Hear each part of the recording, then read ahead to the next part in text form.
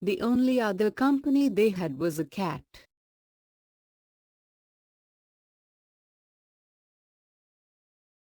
The only other company they had was a cat. 11. While in hiding, Anne decided to continue a diary which her parents had given her on her 13th birthday. She described life in the annex with all its inevitable tensions and quarrels. I feel like a songbird whose wings have been brutally torn out and who is flying in utter darkness against the bars of its own cage, she wrote when she had been isolated from the outside world for nearly 16 months. 2 months later she had filled every page of the diary, a small book bound in a tartan cloth, and one of the typists, Maya, gave her an ordinary exercise book. Later she used Margot's chemistry exercise book. 12. Her diary reveals the trust she puts in a wise father, her grief because, as she feels it, her mother does not understand her. The ecstasy of a first, rapturous kiss, exchanged with the Van Dan's 17-year-old son, finally, the flowering personality, eager to face life with adult courage and mature self-insight. 13. On a slip of paper Anne wrote fake names which she intended to use in case of publication. For the time the diary was her own secret which she wanted to keep from everyone, especially from the grumpy dentist with whom she had to share her tiny bedroom. Her father allowed her to put her diaries in his briefcase. 14. He never read them until after her death. 14. He never read them until after her death. 15.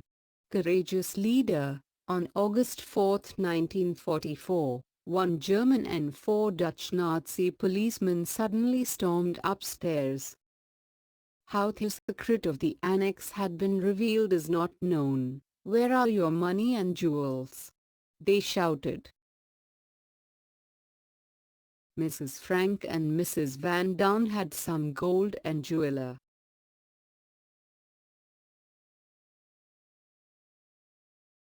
It was quickly discovered. Looking round for something to carry it in, one of the policemen noticed Otto Frank's briefcase. He emptied it onto the floor, barely giving a glance at the notebooks. Then the people of the annex were arrested. 16. In the beginning of September, while the Allied armies were rapidly approaching the Netherlands, the Franks and Van Dans and the dentist were carried in cattle trucks to Auschwitz, the Nazi death camp in southern Poland. There the Nazis separated Otto Frank from his wife and daughters without giving them time to say farewell. Mrs. Frank, Anne and Margot were marched into the women's part of the camp, where Mrs. Frank died from exhaustion. The Van Dans and the dentist, too, lost their lives. 17. Anne proved to be a courageous leader of her small Auschwitz group. When there was nothing to eat, she dared to go to the kitchen to ask for food. She constantly told Margot never to give in. Once she passed hundreds of Hungarian Jewish children who were standing naked in freezing rain, waiting to be led to the gas chambers, unable to grasp the horrors inflicted upon them in the world of adults. "Oh look, their eyes," she whispered. 18. Later in the autumn she and her sister were transported to another camp, Belsen, between Berlin and Hamburg. A close friend saw her there, cold and hungry, her head shaved and her skeleton-like form draped in the coarse, shapeless, striped garb of the concentration camp. She was pitifully weak, her body racked by typhoid fever.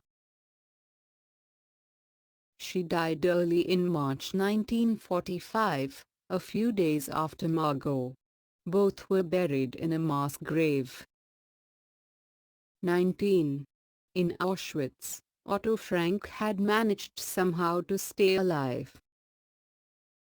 He was freed early in 1945 by the Russians and in the summer he arrived back in liberated Amsterdam. A friend had told him that his wife had died, but he kept on hoping that Anne and Margot would return. After 6 weeks of waiting he met someone who had to tell him that both had perished. It was only then that Mayup, his former typist, handed him Anne's diaries. 20. Mission in life. A week after the Frank family had been arrested, Mayup had boldly returned to the annex,